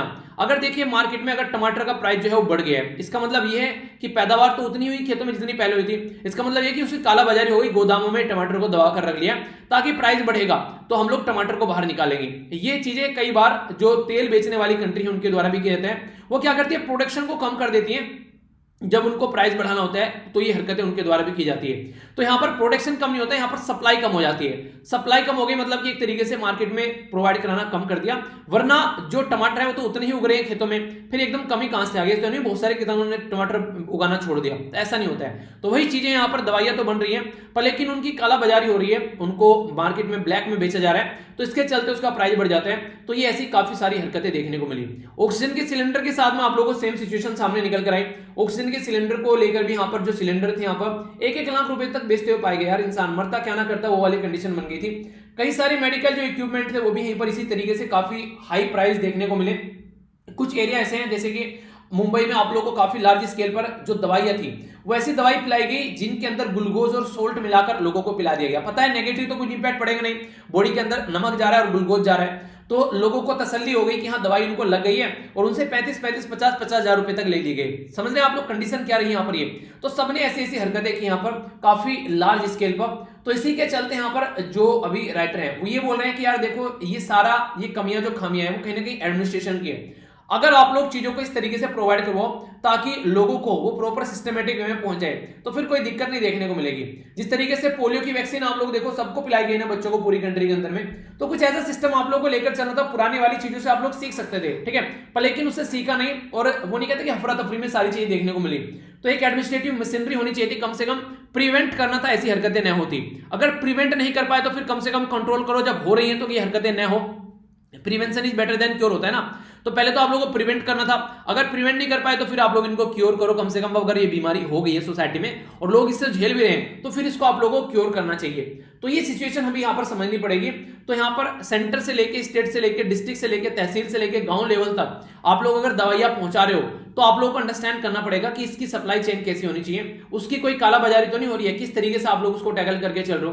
तो वो सारी चीजें आप लोगों को अंडरस्टैंड करनी थी पर लेकिन ऐसा नहीं हो पाया। बीमारी तो टैकल करने के लिए स्टेट गवर्नमेंट के हाथ में दे दिया, मेडिसिन सप्लाई करने का जो फंडा था वो था सेंट्रल गवर्नमेंट के हाथ में, पर लेकिन अप टू द मार्क वो भी चीजें जो है ढंग से कंट्रोल नहीं हो पाई। तो उसी के बारे में यहाँ पर बात की जा रही है कि चीजों को हम लोग को सुधारना चाहिए था पर लेकिन और ज्यादा बेकार होती चीजें नजर आई। एक बड़ा ही प्यारा आर्टिकल ये आज का मुझे लगा जिसमें बात की जा रही है कहां से आप लोग पैसा ला सकते हैं जो आज के दिन में कमी देखने को मिल रही है। इन्वायरमेंट के ऊपर टैक्स लगाकर आप लोग हेल्थ में उसका यूज कर सकते हैं। तो इंटरेस्टिंग है, इसके बारे में समझेंगे और जानेंगे क्या क्या बात है। व्हाट्सएप की जो पॉलिसी है उसके बारे में यहाँ पर ये आर्टिकल है, समझेंगे। ये भी एक इंपॉर्टेंट आर्टिकल है और आप लोगों के लिए यहाँ पर इंपॉर्टेंट क्वेश्चन भी निकल कर आएगा जिसको आप लोग को अटेम्प्ट करना है। मंडे को एडिटर को जो लेटर लिखते हैं उनको रिप्लाई करते हैं, तो उससे रिलेटेड ये आर्टिकल है, नहीं डिस्कस करेंगे, ये काम का नहीं होता है। कार्टून देख लिया, डेटा पॉइंट है कहां कहां पर कितनी दवाइयां हम लोगों ने दे दी, वो सब बातें हैं। ये यहाँ पर कैसी अर्थव्यवस्था होनी चाहिए, किस तरीके से चीजों को लेकर चलना है, तो कुछ इंपॉर्टेंट पॉइंट है मैं आप लोगों को यहीं पर इंक्लूड कर लूंगा। वही बताया जा रहा है कि कैसे कैसे सिचुएशन को कंट्रोल कर सकते हैं, फिस्कल डेफिसिट किस तरीके से हो रहा है, ठीक है, कैसे आप लोग रेवेन्यू कहां से, वही सारी चीजें मैनेज कैसे कर सकते हैं, ठीक है। ये इंसॉल्वेंसी और बैंक्रप्सी कोड के बारे में एक छोटा सा आर्टिकल है, इसके ऊपर भी हम लोग नजर डालेंगे, ठीक है। तो सबसे पहले आप लोगों के सामने जो आर्टिकल यहां पर आ रहा है उस आर्टिकल को हम लोग देखेंगे। ये जो आर्टिकल है ये बात कर रहा है बेसिकली फिलहाल अभी चल क्या रहा है। अभी हमारी कंट्री में सबसे बड़ी जो प्रॉब्लम चल रही है वो चल रही है कि मेडिसिन की सप्लाई, ठीक है, चेक करना, लोगों को किट नहीं मिल पा रही है ताकि कैसे तरीके से चेक किया जाए, कई सारी बीमारी देखने को मिल रही है, तो उसके लिए पैसा कहां से आए। चलिए पैसा तो बाद में पूछेंगे, पहले आप लोग ये बताइए ये जो पिक्चर आप लोग को देखने को मिल रही है इस पिक्चर से आप लोग क्या समझते हैं। ये बड़ी एनालिसिस करने वाली पिक्चर है। जब मैंने पिक्चर देखी मैंने कहा यार आसपास में बर्फ पड़ी हुई है, ठीक है, तो जब मैंने देखा बर्फ पड़ी हुई है आसपास में, फिर मैंने देखा नाव में बैठे हुए और वो भी बिना पैंट के, तो मैंने कहा सर्दी वाले इलाके में बिना पैंट के बैठ ही नहीं सकते, यहाँ पर इस तरीके से इंसान, ये भी भाई साहब इसी तरीके से लुंगी में बैठे हुए हैं, तो फिर मुझे समझ में आया कि यहाँ पर बर्फ तो नहीं है कम से कम ये, तो फिर ये क्या है, एक पोल्यूशन है, ठीक है। तो यानी कि यहाँ पर ये जो पिक्चर है पहले तो मुझे लगा किसी पहाड़ी इलाके की है, फिर जब मैंने इसको ध्यान से देखा तब समझ में आया कि ये पहाड़ी इलाके की पिक्चर नहीं है, ये किसी पोल्यूटेड इलाके की पिक्चर है। और फिर आर्टिकल में जब देखी चीजें तो ये है दिल्ली की अपनी यमुना, ठीक है, तो दिल्ली में जो यमुना होकर गुजरती है वहां पर ऐसा कुछ आप लोगों को नजारा देखने को मिलेगा। पहले मुझे लगा टेम्परेचर बढ़ने की वजह से बर्फ पिघल रहा है इसलिए यहाँ पर ये पानी देखने को मिल रहा है, पर लेकिन ये हमारे जैसे इंसानों की गंदी हरकतें हैं जिसकी वजह से हरकतें यहाँ पर निकलकर सामने आ रही हैं। यानी कि जो इंडस्ट्रीज हैं, जो लोगों के द्वारा पोल्यूशन फैलाए जाते हैं उसको हम लोग कंट्रोल नहीं कर पा रहे हैं जिसकी वजह से दिक्कत देखने को मिलती है। तो हेल्थ के लिए हम लोग कहां से फाइनेंसिंग ला सकते हैं उसके बारे में बात की जा रही है। तो एक स्टडी की गई जिसके रिलेटेड ये आर्टिकल है, समझेंगे डिटेल में एक एक कर। सबसे पहले आप लोग कुछ इंटरेस्टिंग चीजें बताता हूं, कुछ इंटरेस्टिंग फैक्ट बताता हूं जिनको जानकर आप लोग समझ पाएंगे कि प्रॉब्लम कहां है और कैसी कैसी दिक्कतें देखने को मिल रही है। तो यहां पर बोला जा रहा है कि इंडियन गवर्नमेंट के द्वारा पेंडेमिक रिलेटेड जो पैकेज है वो अनाउंस किया गया, जिसके चलते यहां पर अभी टैक्स जो है वो नहीं देखने को मिलेगा लोगों को, एक तरीके से टैक्स में कई जगह छूट दी गई, कई सारी और भी चीजें देखने को मिली। तो जो फिस्कल डेफिसिट है यहाँ पर, ये आमदनी 98 और खर्च रुपया, आप लोग बोल सकते हैं आमदनी कम है और खर्च रुपया हो रहा है, तो उसके चलते फिस्कल डेफिसिट 9.5 पर पहुंच गया।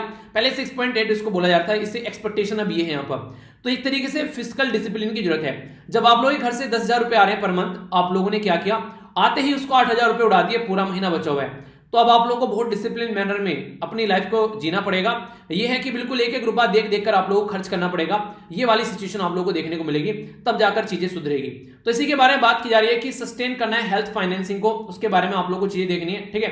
तो ये चीजें आप लोग याद रखिएगा, क्या क्या चीजें हैं यहाँ पर। ये तो बेसिकली यहाँ पर किस तरीके से पैसा आएगा, तो सबसे बड़ी प्रॉब्लम हमारी कंट्री में पता है आप लोगों को क्या है, गवर्नमेंट के द्वारा जो हेल्थ के ऊपर खर्च किया जाता है वो ना के बराबर है, जितना होना चाहिए वो उससे काफी कम है। वर्ल्ड हेल्थ ऑर्गेनाइजेशन के द्वारा ये बोला गया है कि आज की डेट में अगर आप लोग जो खर्चा है, जो आप एक तरीके से जो मान लीजिए आप लोग जैसे अर्निंग मान लीजिए पर्टिकुलर पर्सन की वो है लगभग 10,000 रुपए पर महीना। अगर 10,000 रुपए में से ये इंसान जो है वो लगभग यहाँ पर 10,000 रुपए में से ये इंसान जो है 1,000 रुपए तो इसने हेल्थ के ऊपर ही खर्च कर दिया, ठीक है। बाकी के अब 9,000 बच गए। अब उस 9,000 में बिजली का बिल भी जाना है, पानी का भी, दूध वगैरह भी, इसी के साथ में घर का राशन भी आना है। मान लीजिए कोई किराए पर रह रहे तो किराए का, मकान का किराया भी, तो क्या क्या चीजें देगा वो पर्टिकुलर इंसान। तो आप लोग यहां से एक अंडरस्टैंडिंग डेवलप कर सकते हैं कि हेल्थ के ऊपर जो खर्चा जाता है इंसान का, वो काफी हद तक उसकी जो रोजी रोटी है, उसकी जो डे बाय डे की लाइफ है, उसके ऊपर भी इंपैक्ट डालता हुआ नजर आता है। तो बोला गया कि अगर ये हेल्थ जो ग्रेटर देन 10% हो जाता है, ठीक है, और 25% of total house hold expenditure India में देखने को मिलते हैं। यानी कि वर्ल्ड हेल्थ ऑर्गेनाइजेशन बोलती है कि इंसान के द्वारा जो खर्चा किया जाता है अपनी इनकम का, वो यहां पर 10,000 से वो 10% से ज्यादा नहीं होना चाहिए, ठीक है। यानी कि अगर 10,000 रुपए अगर यहां पर कोई इंसान कमा रहा है, ठीक है, मान लीजिए 1 लाख रुपए इंसान कमा रहा है, अब आप लोगों को समझ में आएगा। 1 लाख रुपए अगर कोई इंसान कमा रहा है, उस 1 लाख में से सोचे 25,000 रुपए जो है उसने हेल्थ के ऊपर खर्च कर दिए। हमारी कंट्री में सिचुएशन है, अगर 25% आप लोग हेल्थ के ऊपर खर्च कर दे रहे हैं तो फिर क्या कंडीशन आप लोगों को देखने को मिलेगी। तो इस तरीके से समझना पड़ेगा आप लोगों को। 10,000 कमा तो 2,500 रुपए हेल्थ के ऊपर खर्च कर दिया, तो कैसे सिचुएशन आगे सर्वाइव कर पाएगी। तो हमारी कंट्री में सेंट्रल गवर्नमेंट जो है उनको ये चीजें समझनी पड़ेगी, और जो हेल्थ के ऊपर खर्चा किया जाता है वो थोड़ा सा सुधारना पड़ेगा।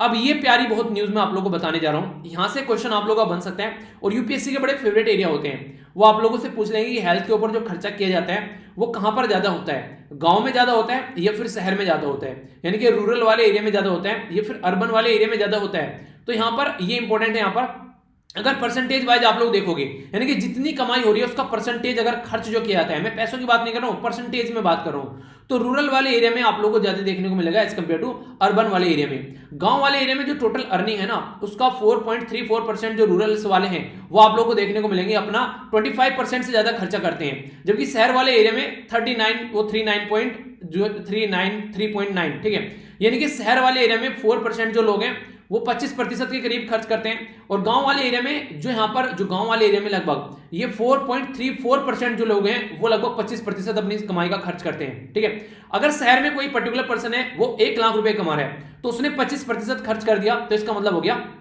उसने अपनी जो कमाई है उसका 25,000 रुपए खर्च कर दिया अपनी जो बीमारी के ऊपर। गांव में अगर कोई एरिया जो 10,000 रुपए कमा रहा है, ठीक है, उसने अपना 25% खर्च किया, तो इसका मतलब उसने 2,500 रुपए खर्च कर दिया अपनी कमाई का। तो परसेंटेज में बात की जा रही है, ना कि पैसों के मामले में। तो गांव वाले एरिया में यहाँ पर लगभग 4.5% के करीब जो लोग हैं वो ज्यादा है यहाँ पर जो खर्च करते हैं, और शहर वाले एरिया में लगभग 4% के करीब यहाँ पर देखने को मिलेगा वो खर्च करते हैं। तो इसका मतलब ये कि 25% बोला गया, जबकि WHO तो ये बोला कि 10% से ज्यादा नहीं होना चाहिए जो लोग खर्च कर रहे हैं, और यहाँ पर 25 पहुंच गए। तो ये सोचने वाली बात है। ग्लोबल का एवरेज है 12.67 है, और पेंडेमिक ने इसको और ज्यादा बढ़ा दिया है। इसके चलते जो यहाँ पर आउट ऑफ देयर जो पॉकेट है, यानी कि उनकी जेब से जो खर्चा हो रहा है वो काफी लार्ज स्केल पर बढ़ गया है। और इसी के ऊपर हमारी कंट्री में जो इकोनॉमिक सर्वे है जो गवर्नमेंट के द्वारा प्रस्तुत किया जाता है हर साल के एंड में, जब यहाँ पर बातें सामने निकल कर आती है, तो इकोनॉमिक सर्वे ऑफ इंडिया 2019 और 20 यानी कि 2019-20 का जो इकोनॉमिक सर्वे था उसमें बोला गया कि यार आज के डेट में भी आप लोग हेल्थ के ऊपर जो खर्च कर रहे हो वो ओनली 1% के करीब है, लगभग थोड़ा सा और बढ़ गया 1.2% हो गया। तो बोला ये जा रहा है कि लगभग 2.5 से लेके 3% तक हम लोग को अपनी जीडीपी का हेल्थ के ऊपर खर्चा करना चाहिए। इंपॉर्टेंट डेटा है, याद रखिएगा, वो भी ऑफिशियल डेटा है जो कि इकोनॉमिक सर्वे के द्वारा बोला गया। तो यहां पर ये आप लोग जो नेशनल जो हेल्थ पॉलिसी है उसमें भी ये बोला गया अगर ऐसा कुछ हो जाता है तो अगर आप लोग यहां पर ऐसा कुछ कर देते हैं तो 65% जो लोग अपनी जेब से खर्च कर रहे हैं वो घटकर 30% पर आ जाएगा। और ये बहुत बड़ा रिलीफ देखने को मिलेगा उन लोगों को जिनकी जेब से इतना खर्च हो रहा है इस पर्टिकुलर बीमारी में। तो कहीं ना कहीं उनकी जो बीमारी है ये आप लोग बोल सकते हैं कि ये बीमारी जो है ये काफी कम होती है यहां पर नजर आएगी, और लोगों की जो सिचुएशन है वो यहां पर सुधरती हुई नजर आएगी। तो इसके बारे में यहां पर ये बातें बोली जा रही है। यानी कि इंपॉर्टेंट बात यहां पर ये है कि चीजों को देखकर चलना पड़ेगा, समझकर चलना पड़ेगा, ताकि कोई भी अगर ऐसी बीमारी होती है तो उसको आप लोग कैसे टैकल कर पाते हैं, उसके साथ में कैसे आप लोग जूझ पाते हैं। ठीक है, तो ये जूझना आप लोगों को समझना पड़ेगा यहां पर कि कम से कम सेंट्रल गवर्नमेंट को क्या क्या फोकस यहां पर दे सकते हैं। अब आप लोग बोलेंगे सर ये तो सारी हवा में बातें चल रही हैं कि हाँ ऐसा कर लेना चाहिए, ऐसा कर लेना चाहिए, क्या पैसा कहीं से आएगा इसके लिए? तो उसके लिए भी कुछ सजेशन इनके द्वारा यहां पर दिए गए हैं। फिजिकल रिफॉर्म आप लोगों को करना पड़ेगा, खासकर इन्वायरमेंट के फील्ड में आप लोगों को चीजों को ध्यान में रखकर चलना पड़ेगा। इसके चलते इंडिया में भी काफी लार्ज स्केल पर हम लोग जनरेट कर सकते हैं। कई सारे ऐसे एरिया हैं। सबसे पहले तो आप लोगों को फिक्स करना पड़ेगा जो यहाँ पर इको रेट टैक्स, यानी कि इको जो रेट टैक्स है यहाँ पर एक तरीके से, यानी कि एक तरीके से टैक्स की बात की जा रही है। ठीक है, तो यहाँ पर टैक्स रेट है, यहाँ पर ये रेट टैक्स। ठीक है, तो एक तरीके से यहां पर टैक्स लगना चाहिए अगर कोई भी हमारे इन्वायरमेंट को नुकसान पहुंचा रहा है। ठीक है, कुछ ऐसी चीज प्रोड्यूस कर रहा है जो कि इन्वायरमेंट के लिए खतरनाक है। ठीक है, तो उसके ऊपर हम लोग टैक्स लगा सकते हैं। यानी कहने का मतलब यह है कि हम लोगों को समझना पड़ेगा कि इन्वायरमेंट को नुकसान पहुंचाने वाली चीज कौन प्रोड्यूस कर रहा है। अगर कोई पॉलिथीन प्रोड्यूस कर रहा है तो इन्वायरमेंट को नुकसान पहुंचाती है। जैसे ईंट प्रोड्यूस करने वाला भट्टा है, ठीक है, ठीक है, तो जो ईंट बनाता है वो भट्टा जो है उस भट्टे से काफी ज्यादा यहां पर धुआं निकलता है और उसके चलते आसपास वाले एरिया में काफी नुकसान पहुंचता है। कोयला निकालने वाली जो खदानें काफी ज्यादा नुकसान होते हैं, तो उन पर आप लोग एक्स्ट्रा टैक्स लगा सकते हैं जिससे नुकसान होता है। तो सबसे पहले तो यहाँ पर जो मद्रास स्कूल ऑफ इकोनॉमिक्स है उसके द्वारा ऑलरेडी एक काफी एक्सटेंसिव स्टडीज के ऊपर की गई है, काफी डिटेल में, कि कैसे चीजों को हम लोग लेकर चल सकते हैं। तो उनके द्वारा कई सारी इंपॉर्टेंट बातें यहां पर बताई गई इस चीज को हैंडल करने के लिए। तो क्या क्या बातें हैं पहले मैं आप लोगों को वो सारी बातें बताता हूं जो 3 इंपॉर्टेंट मुद्दे इनके द्वारा बताए गए। पहले तो एलिमिनेट कीजिए जो सब्सिडी दे रखी है आप लोगों ने या फिर टैक्स में छूट दे रखी है, आप लोगों को उनके ऊपर टैक्स लगाना चाहिए जो हार्मफुल इंपैक्ट डाल रहे हैं एनवायरमेंट के ऊपर। यानी कि मान लीजिए आप लोग कोयले की खदान है और वहां से कोयला निकालने के लिए लोगों को आप लोगों ने टैक्स में सब्सिडी दे रखी है, ठीक है, छूट दे दो उनको, कुछ छूट नहीं देनी उनके ऊपर, वो टैक्स लगाइए जो टैक्स लगाना है, क्योंकि एनवायरमेंट को नुकसान पहुंचा रहे हैं। तो ये टैक्स का पैसा भी आप लोगों के पास में आएगा, आप लोग इसको इफेक्टिवली यूटिलाइज कर पाएंगे। तो टैक्स आप लोगों को लगाना है, ना कि उसको छूट देनी है, पहली इंपॉर्टेंट बात। ठीक है, यानी कि एक तरीके से अगर कोई गलत काम कर रहा है, कोई अच्छा काम कर रहा है तो उसको आप लोग छूट दो, पर कोई गलत काम कर रहा है उसके ऊपर टैक्स लगाओ ताकि वो उसको करने से रुके। ठीक है, तो रिन्यूएबल एनर्जी पर हम लोग शिफ्ट होना स्टार्ट हो जाएंगे और एक्स्ट्रा टैक्स लगाने के ऊपर जो पैसा आएगा वो आप लोग हेल्थ के लिए यूज कर सकते हैं और काफी बड़ी ऐसी इंडस्ट्री जिसके ऊपर आप लोग पैसा इस तरीके से टैक्स लगा सकते हैं। ठीक है, दूसरा बोला गया यहाँ पर रीस्ट्रक्चर करना जो एग्जिस्टिंग टैक्स है इन्वायरमेंट के सपोर्ट में। अगर कोई इन्वायरमेंट को फायदा पहुंचा रहा है, ठीक है, तो उसके चलते या कोई इनिशिएटिव न्यू इन्वायरमेंट टैक्स आप लोग ले सकते हैं, एक नया इनिशिएटिव, एक तो फायदा पहुंचा रहा है उसके लिए, या फिर कोई एक इनिशिएटिव जो न्यू इन्वायरमेंटल टैक्स लेकर यहां पर आए उसको आप लोग लेकर चल सकते हैं। यानी कि एक तरीके से अलग से, जैसे आप लोगों ने बात की ना, कई बार आप लोग जो बहुत ज्यादा पैसा कमाने वाले लोग हैं उनके ऊपर टैक्स लगा देते हैं कि अच्छा इनका 1% आप लोग यहाँ पर टैक्स देंगे यहाँ पर, तो उससे बहुत ज्यादा फायदा हो जाता है। या फिर कोई इन्वायरमेंट के फायदे के लिए कर रहा है, ठीक है, कोई ऐसी चीज यूज कर रहे हैं कि जिसकी वजह से इन्वायरमेंट को फायदा हो रहा है, तो उसको टैक्स में आप लोग सब्सिडी दे दीजिए। तो ये चीजें सपोर्ट करनी पड़ेगी। वो ये ना, कोई पर्टिकुलर बच्चा अगर है बदतमीजी कर रहा है तो उसको पनिश आप लोग करना पड़ेगा। कोई पर्टिकुलर बच्चा अच्छा परफॉर्मेंस दे रहा है तो उसको आप लोगों को सपोर्ट करना पड़ेगा ताकि और अच्छी परफॉर्मेंस देखने को मिले। तो ये बेसिक चीजें हैं जो आप लोगों को इंप्लीमेंट करके चलनी पड़ेगी। ठीक है, 3 मेन एरिया इनके द्वारा जो बताए गए हैं, वन ऑफ द यहां पर आप लोगों को देखने को मिलेगा ये टैक्स के बारे में। तो व्हीकल जो भी है यहाँ पर, ट्रांसपोर्ट सेक्टर जो है यहाँ पर, ये फ्यूल इफिशिएंट अगर कोई यूज करे, यानी कि एक तो वो इंसान है जो यहाँ पर फ्यूल इफिशिएंट यहाँ पर अपना व्हीकल यूज कर रहा है, ठीक है, नए स्टैंडर्ड जो आ रहा है उसके हिसाब से काम कर रहा है, तो उसको टैक्स में आप लोगों को छूट देनी है। और बाकी जो फ्यूल इफिशिएंट यूज नहीं कर रहा है उसके ऊपर टैक्स लगाइए। तो ये आप लोगों को लेकर चलना है। ठीक है, तो इसके चलते यहाँ पर बात की जा रही है कि एनर्जी जो सेक्टर है उसके ऊपर टैक्सिंग होगी जब फ्यूलिंग को लेकर। ठीक है, तो इस तरीके से जो एनर्जी जो जनरेशन है वो और तरीके से आप लोगों को देखने को मिलेगी। ठीक है, एक तरीके से मान लीजिए आज के दिन में हम लोग यूज कर रहे हैं पेट्रोल, डीजल, ये सारी चीजें, कल को अगर हम लोगों ने सोलर एनर्जी को यूज करना स्टार्ट कर दिया, विंड एनर्जी को यूज करना स्टार्ट कर दिया, तो वो चीजें हैं जो काफी इंपॉर्टेंट होगी। ठीक है, जिसको हम लोग ढंग से लेकर चल सकते हैं, उसको आप लोग इंप्लीमेंट करके चल सकते हैं। तो ये कुछ ऐसी बातें हैं जिसको हमको समझना पड़ेगा और ढंग से इंप्लीमेंट करके चलना पड़ेगा। तो इसको देखना पड़ेगा, जो कि एक अच्छी चीज है। यहाँ पर वेस्ट जनरेट करने वाली जो ऐसे एरिया है जहां पर काफी लार्ज स्केल पर वेस्ट जनरेट किया जाता है, तो उनके ऊपर भी आप लोग यहाँ पर टैक्स लगा सकते हैं। नेचुरल रिसोर्सेज को ढंग से यूटिलाइज नहीं कर रहे हैं, तो यानी कि अगर कोई गलतियां कर रहे हैं उनकी गलतियों को सुधार कर भी आप लोग बहुत सारा पैसा इकट्ठा कर सकते हैं और उसको इफेक्टिवली यूटिलाइज कर सकते हैं जहां पर उनकी जरूरत है। तो इसके चलते आप लोग यहां पर अंडरस्टैंड कर सकते हैं। तो इन्वायरमेंटल टैक्स जो हो गया, गुड्स और सर्विस फ्रेमवर्क में भी आप लोग इसको इंक्लूड कर सकते हैं, ठीक है। ये भी यहां पर मद्रास जो स्कूल ऑफ इकोनॉमिक्स के द्वारा ये स्टडी की गई और सजेस्ट किया गया। इससे क्या क्या फायदा होगा? एक तो आप लोगों का जो पैसे की कमी है वो आप लोगों का फिस्कल डेफिसिट चल रहा है वो इंप्रूव होगा, इन्वायरमेंट को फायदा होगा और गरीबी भी आप लोगों को रिड्यूस होती नजर आएगी। यहां पर लोगों को जिनके पास में पैसा नहीं है, हेल्थ के ऊपर इतना ज्यादा खर्चा कर दे रहे हैं, तो उनको यहां पर फायदा होगा, तो जिससे काफी कुछ और फायदा यहां पर उठाया जा सकता है। तो ये तरीका है, अगर इस तरीके को आप लोगों ने ढंग से इंप्लीमेंट करना सीख लिया तो काफी कुछ आप लोग यहां पर चीजों को सुधार पाएंगे। तो आप लोगों की क्या राय है इसके बारे में, आप लोग अपनी राय बता सकते हैं। तो ये था कंप्लीट आर्टिकल जिसके बारे में मुझे आप लोगों के साथ में डिस्कस करना था, ठीक है। आइए अब चलने वाले यहां पर नेक्स्ट आर्टिकल की ओर। जो ये नेक्स्ट आर्टिकल होने वाला है यहां पर, इससे पहले आप लोगों के सामने क्वेश्चन है यहां पर, ये बात की जा रही है the right to privacy is a fundamental right, और आज की डेट में यहां पर ये एक इंटीग्रल पार्ट भी है right to life and liberty का। ये ठीक है ना लाइन, राइट टू प्राइवेसी जो है वो फंडामेंटल राइट है। और फंडामेंटल राइट कहां पर आते हैं? ये पार्ट 3 में आप लोग जाएंगे संविधान के अंदर, तो आर्टिकल 12 से लेकर आर्टिकल 35 तक आप लोगों को फंडामेंटल राइट देखने को मिलेंगे। तो राइट टू प्राइवेसी जो है इसके अंदर जो आर्टिकल 21 है इसके बीच में, तो वो राइट टू प्राइवेसी के बारे में बात करता है। राइट टू लाइफ के बारे में बात करता है वैसे तो, पर राइट टू लाइफ के अंदर राइट टू प्राइवेसी आते हैं। जैसे कोई पर्टिकुलर पर्सन पैदा हुआ, उसकी प्राइवेसी भी उसी के साथ में आ गई ना, तो ये इसके साथ में इस तरीके से आप लोग कनेक्ट करके इसको देख सकते हैं। तो यहां पर अभी व्हाट्सएप की जो नई पॉलिसी आई है उसको ध्यान में रखते हुए आप लोगों को इस स्टेटमेंट को यहां पर एनालाइज करना है कि किस तरीके से ये सिचुएशन जो है ये यहां पर क्रिएट कर रही है, ये नई प्रॉब्लम सामने निकल कर आ रही है। तो इसको कैसे अंडरस्टैंड करना है, तो ये आखिर क्यों न्यूज में है, तो उसके बारे में आप लोगों को एक इंफॉर्मेशन दूंगा जिसके चलते आप लोग चीजों को अंडरस्टैंड कर देंगे। अभी यहां पर हमारी कंट्री में जो कपिल सिब्बल साहब है और उसके साथ में अरविंद जो दत्तार है, उनके द्वारा सबमिट किया गया दिल्ली हाईकोर्ट के अंदर व्हाट्सएप पॉलिसी को रिलेटेड जो कंसर्न है उसके बारे में। देखिए होता क्या है, मान लीजिए कोई पर्टिकुलर कंपनी ए है, ये कंपनी ए है और इसी की एक और कंपनी है बी।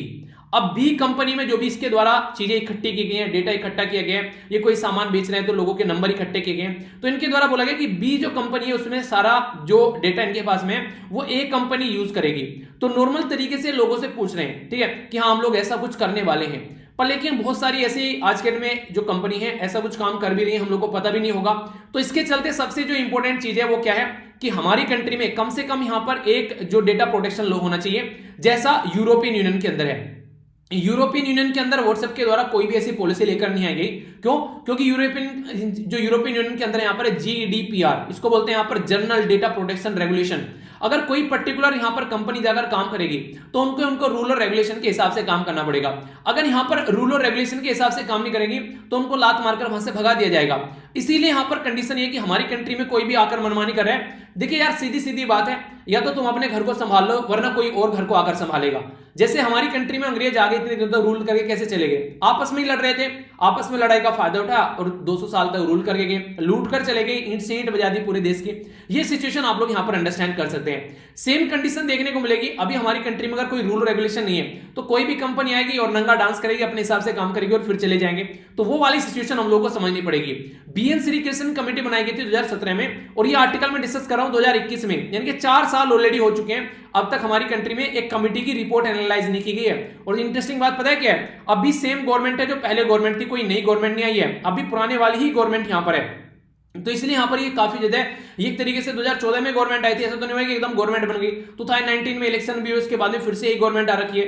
तो पहले वाली भी गवर्नमेंट ऐसी हरकतें करती थी, उनके द्वारा भी कोई पॉलिसी लाकर नहीं लाई गई, और अभी प्रेजेंट में गवर्नमेंट है वो भी ऐसी हरकतें कर रही है। आप लोगों को ये समझ में आ रहा है कि आखिर एक साथ डेटा प्रोटेक्शन रूल लेकर क्यों नहीं आ रहे हैं, इसके बारे में कभी आप लोगों ने सोचा?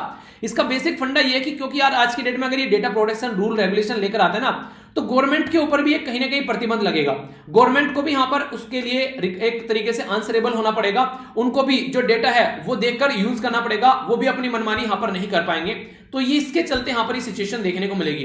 यानी कहने का मतलब यहां पर यह है कि आज की डेट में जो बीएन श्री कृष्ण कमेटी के द्वारा रिकमेंडेशन दी गई है वो अब तक भी पूरे तरीके से ना तो उनको समझा गया है, उनको ढंग से, उन्हें कहते हैं कि पूरे तरीके से उनको इंप्लीमेंट करने की जब बात आती है तो गवर्नमेंट वाला जो पॉइंट इनके द्वारा रखा गया है कि गवर्नमेंट को भी यहां पर एक तरीके से रेस्पॉन्सिबल होना पड़ेगा, और गवर्नमेंट भी किसी का डेटा इस तरीके से नहीं देख सकती है, उसको उन्होंने पहले डाइल्यूट कर दिया। उसको नहीं कहते कि पहले से नहीं भाई हम तो यूज करेंगे, हमारे ऊपर कैसे आप लोग एक तरीके से प्रतिबंध लगा सकते हो, हम तो गवर्नमेंट है और गवर्नमेंट तो सबसे ऊपर होता है। तो यहां पर भी इनके द्वारा कुछ ऐसी हरकतें की जाती है।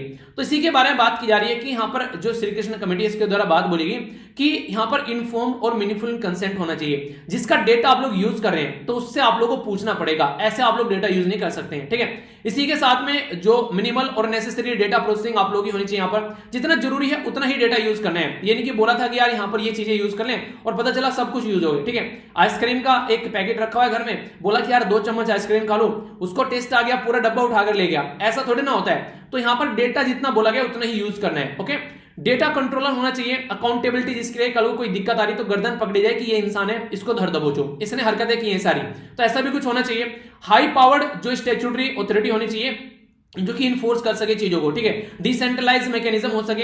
देखिए मान लीजिए सेंटर पर डेटा अलग इकट्ठा कर रहे हैं, स्टेट के अलग इकट्ठा कर रहे हैं, तहसील और पंचायत में अलग से डेटा इकट्ठा किया जा रहा है, तो कहां पर कितना डेटा इकट्ठा करना है और कैसे उसको प्रोसेसिंग कर ऊपर तक लेकर जाना है और कैसे उसको एनालाइज करना है, तो ये पूरा एक सिस्टम होना चाहिए प्रॉपर वे का जिसको हैंडल किया जा सके और कहीं पर भी कोई डेटा लीकेज नहीं देखने को मिले, ये बातें बोलेगी। और ये सारी चीजें होने के बाद भी अगर फिर भी कोई हरकतें देखने को मिल रही हैं तो एक प्रॉपर पेनल्टी होनी चाहिए। तो ये कई सारी अच्छी अच्छी बातें बीएन श्रीकृष्ण साहब के द्वारा बोली गई थी। तो यहां पर आप लोगों को देखने को मिलेगा। इसके बाद फिर आप लोग यहां पर केएस पुत्तास्वामी केस भी देखने को मिला जिसमें प्राइवेसी को फंडामेंटल राइट भी बनाया गया। तो KS Puttaswamy case privacy fundamental right बनाकर चला गया आर्टिकल 21 के तहत, बीएन श्रीकृष्ण कमेटी आ गई, यानी कि ऑलरेडी फंडामेंटल राइट है, हमारे पास में कमेटी की रिपोर्ट है, पर फिर भी अब तक हमारी कंट्री में ऐसा कोई लॉ नहीं बनाया गया है जैसा होना चाहिए। ये सब व्हाट्सएप की जो हरकतें हैं उनको सबको रोकने के लिए, ताकि ये आगे इस लेवल पर आकर न बढ़े और ये ऐसा ना हो कि हमको चलाने लगे। तो उसी के बारे में बात की जा रही है। आखिर अभी ये बातें क्यों आ रही है सामने निकलकर, फिर से उभर कर क्या आ रही है? एक तो व्हाट्सएप इस पॉलिसी के बारे में बार बार बात कर रही है कि हाँ ये पॉलिसी हम लोग को इंप्लीमेंट करनी है और वो सब चीजें। दूसरी एक इंपॉर्टेंट बात यहाँ पर और है, वो ये है कि आज के टाइम में बहुत सारे एजुकेशन जो कंपनी जिसको एडुटेक आप लोग बोल रहे हैं, वो काफी लार्ज स्केल पर बच्चों का डेटा इकट्ठा कर रहे हैं। नाम क्या है, डेट ऑफ बर्थ क्या है, फोन नंबर क्या है, पता नहीं वो क्या क्या डेटा, इवन मैंने बताया ना कि टाइम टेबल तक बनाकर बच्चों का दे रहे हैं कि हम तुम्हारा टाइम टेबल बनाकर दे देंगे। तो बहुत सारा डेटा बच्चों की चॉइस जो है उनके पास में पहुंच जा रही है।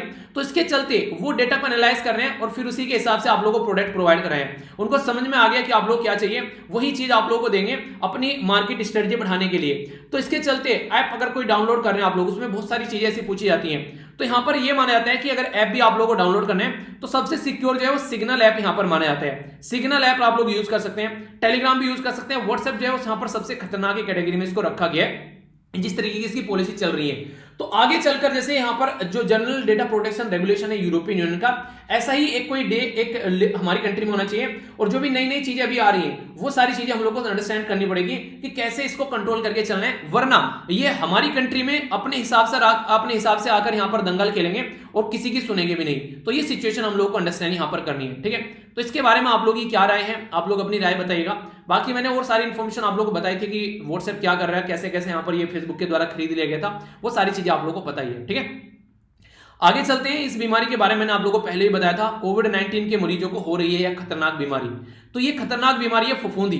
फफूंदी किसी को हो गई, ये किसी के ब्रेड वगैरह में कहीं पर, तो यही सेम फफूंदी आप लोगों को आंखों में, गले में, अलग अलग जगह देखने को मिलेगी। तो ये फफूंदी जो है ये काफी लार्ज स्केल पर जो इंपैक्ट डाल रही है, इसको कैसे लेकर चलना है, अभी रिसेंटली इसके बारे में कुछ इंफॉर्मेशन है। मिनिस्ट्री ऑफ हेल्थ जो कि सेंट्रल गवर्नमेंट की और हर्षवर्धन साहब के अंडर में आती है, उन्होंने स्टेट गवर्नमेंट को यह बोला कि भाई साहब कोविड-19 से आप लोग जूझ ही रहे हो, एक और महामारी आ रही है, कंगाली में आटा गीला करेगी, ऑलरेडी आप लोगों को दिक्कत है, इस दिक्कत को भी थामो। तो हमारी कंट्री में एपिडेमिक जो डिजीज एक्ट है यहाँ पर, जिसको 1897 का, यानी कि अंग्रेजों के जमाने का जेलर है यहाँ पर, ये अब तक का हमारी कंट्री में एक्ट चल रहा है, इसमें भी चेंज नहीं किया, कम से कम चेंज होनी चाहिए थी चीजें।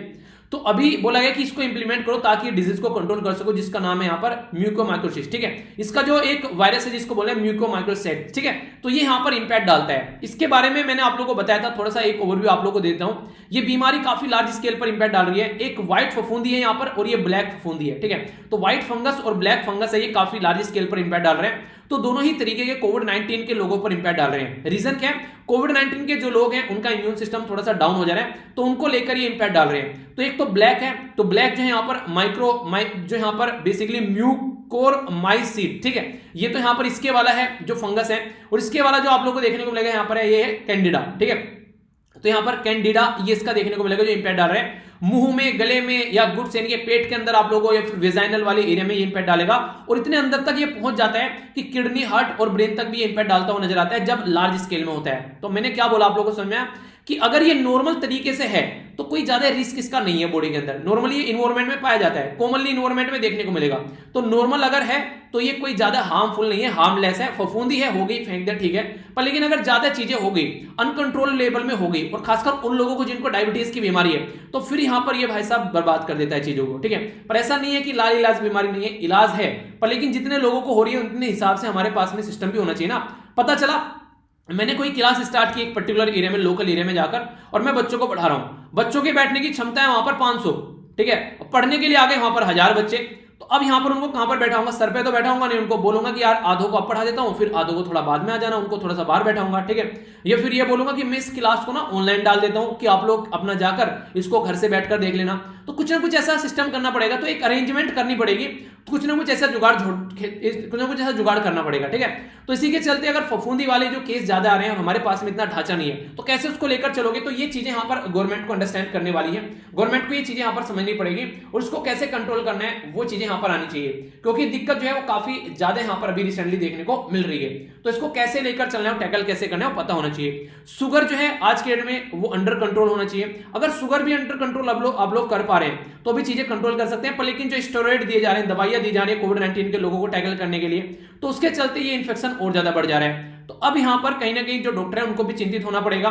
WHO के द्वारा रिकमेंड किया गया है कि भाई साहब जो भी ये चीजें यूज करें ना, जैसे डिहेक्सामेथासोन, ठीक है, तो ये ऐसी दवाइयां हैं जो स्टेरॉइड वगैरह है कोविड-19 के जो मरीजों को दी जा रही है, तो उन्हीं को ये दवाई दो जिनको काफी सीवियर और क्रिटिकल कैटेगरी का कोविड-19 हो गया, जिनकी जान बचाना मुश्किल है, ठीक है। और वो कितने लोग हैं अगर मैं आप लोगों को यहां पर समझाऊं इसके बारे में, तो काफी कम क्वांटिटी में देखने को मिलेंगे। 70 से 80% लोग ऐसे हैं जिनको कोविड-19 की बीमारी हो जाती है, तो उनको कोई इंपैक्ट नहीं होता है, होती है आकर चली जाती है। 20 से 30% लोग ऐसे हैं जिनको सिम्टम्स थोड़े ज्यादा होते हैं और जिनको हॉस्पिटलाइज करना पड़ता है, और इसमें से काफी कम लोग, इक्का दुक्का लोग आप लोग ऐसे देखने को मिलेंगे इस परसेंटेज में, 1 या 1.5% से भी नीचे, जिनको आईसीयू की जरूरत होती है। और वो कौन से होते हैं, जिनकी एज ज्यादा हो चुकी है, मोटापे का शिकार, अनकंट्रोल डायबिटीज, हार्ट की बीमारी, रेस्पिरेटरी सिस्टम, ठीक है, तो उनको देखने को मिलेगी। हालांकि मोटापे का शिकार भी ज्यादा इसको नहीं अपनी चपेट में लेता है, ज्यादातर तो जो डायबिटीज होगी या दिल की बीमारी है वो आप लोगों को देखने को मिलेगी। ये तो नॉर्मली फैट बढ़ जाता है, इंसान वैसे भी इसको इजीली कंट्रोल कर सकता है, तो इसके बारे में आप लोग ज्यादा नहीं बोलना। बेसिकली ज्यादातर जो चीजें हैं, पर लेकिन बहुत सारी बीमारी लग सकती हैं अगर इसको कंट्रोल नहीं किया गया, ठीक है, तो ये है, ठीक है। तो इसके बारे में आप लोग देखिए, डायबिटीज हो रखी है, हार्ट की बीमारी हो रखी है, सांस की बीमारी हो रखी है, उन लोगों को काफी ज्यादा दिक्कत देखने को मिल सकती है, तो इसी के बारे में बात की जा रही है। तो यहां पर आप लोगों को, डॉक्टर को भी अब समझना पड़ेगा कि क्रिटिकल कंडीशन है तो उसी को ये दवाई देनी है, नॉन सीवियर कंडीशन वाले लोगों को आप लोगों को कोई ऐसी दवाई नहीं देनी है, ठीक है, तो ये इंपॉर्टेंट है। दूसरा जो स्टेरॉइड है यहां पर जुडिशियली आप लोगों को यूज करना है, यानी कि भर भर के उनको स्टेरॉइड पिलाया जा रहा है, खिलाया जा रहा है, डोज दी जा रहा है, राइट डोज देना है, डायबिटीज पेशेंट को स्पेशली फोकस देना है, और सेल्फ मेडिकेशन वाला उन्हें घर में खुद ही डॉक्टर बन जाते हैं, उनको कम से कम सुधरना पड़ेगा, ऐसी बीमारी चल रही है, अगर खुद ही डॉक्टर बनोगे तो यमराज भी अपना आप ही आ जाएगा लेने के लिए, किसी की जरूरत नहीं पड़ेगी इन्विटेशन की, ठीक है, तो ये चीजें सुधारनी पड़ेगी थोड़ी सी। तो कोविड-19 के जो पेशेंट है उनको देखना पड़ेगा, कैसे कंट्रोल करना है, ब्लड शुगर, ये सारी चीजें समझना पड़ेगा, और किस तरीके से बचाया जा सकता है म्यूकोमाइकोसिस, तो ये सारी चीजें आप लोग तभी देखेंगे जब प्रिवेंट करने में आप लोग हेल्प करेंगे। देखिए, prevention is better than cure, ये फंडा हमेशा इंप्लीमेंट होता है, यानी कि prevention is better than cure, यानी कि जो चीजें प्रिवेंट कर लो, बचा लो होने से पहले, यानी कि फेल होने से पहले अपना टाइम टेबल बनाकर पढ़ना स्टार्ट कर दो। फेल हो जाओगे फिर क्या होगा, फिर तो तैयारी करो अगले साल के लिए बैठकर, तो उसका तो कोई सॉल्यूशन ही नहीं है फिर। तो इसलिए जरूरी है कि प्रिवेंशन पर ज्यादा फोकस रखा जाए, और प्रिवेंशन क्या है, जो लोग ऑलरेडी बीमार हैं उनके ऊपर आप लोग थोड़ा ज्यादा ध्यान दे दो, ये प्रिवेंशन हो गया। ज्यादा कोई बड़ी तामझाम नहीं जोड़ने, छोटी छोटी चीजें बस इंप्लीमेंट कर दीजिए आप लोग ढंग से, तो चीजें आप लोग के हिसाब से आप लोगों को चलती नजर आएगी। इसके बारे में आप लोग ये क्या राय है आप लोग बताइएगा। तो ये था पूरा आर्टिकल जिसके बारे में आप लोगों को पता होना चाहिए, ठीक है। अब यहां पर एक क्वेश्चन जिसका आंसर आप लोगों को देना था, क्वेश्चन का आंसर क्या है यहां पर, इसका आंसर यहां पर बी, ठीक है, तो बी आंसर यहां पर, तो 38 पैरेलल आप लोगों को देखने को मिलेगा। तो यहां पर ये नॉर्थ कोरिया, साउथ कोरिया, इसके बीच में जो एग्जैक्ट लोकेशन है, ठीक है। तो ये था क्वेश्चन का आंसर। आई होप कि आप लोगों ने एंजॉय किया होगा। सारी पीडीएफ आप लोगों को यहां पर प्रोवाइड करा दूंगा, यहां से जाकर सारी पीडीएफ आप लोग डाउनलोड कर लेना, एक जगह आप लोगों को इकट्ठे मिल जाएगी, ठीक है। शाम तक आज की डेट में आप लोगों को सारी पीडीएफ मिल जाएंगी, और फिर चीजों को अच्छे से लेकर आप आगे चलेंगे हम लोग। तो नेक्स्ट लेक्चर में मिलता हूं, अपना ध्यान रखिए, बड़ों को नमस्ते, छोटों को प्यार, छोटी सी लाइफ एंजॉय करा, तब तक के लिए जय हिंद।